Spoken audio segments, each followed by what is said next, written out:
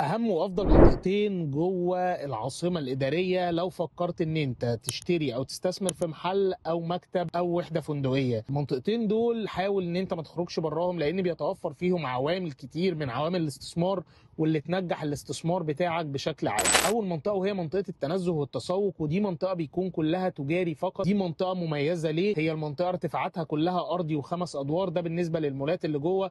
كمان مساحتها تقريبا حوالي 60 فدان، وده بيقول لي ان بيتوفر فيها عامل الندره. كمان هي مباشر على فندق الماسا، وده شغال النهارده بقاله 4 سنين. عندي سعر المتر بيبدا من اول 200,000 او 250,000 للتجاري، وبيوصل معايا لحد 350,000 جنيه.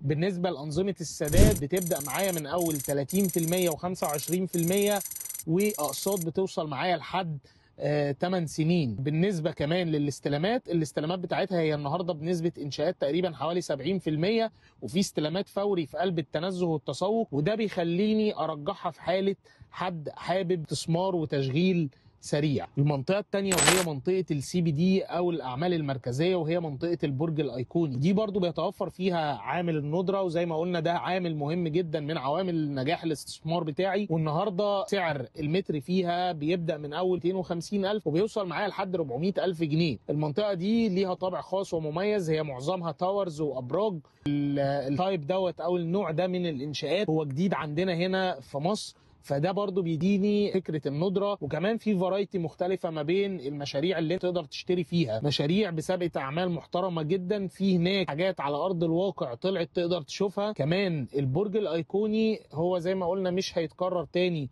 في العاصمه الاداريه، وده برضو عامل من عوامل الندره واللي بينجح الاستثمار بتاعي.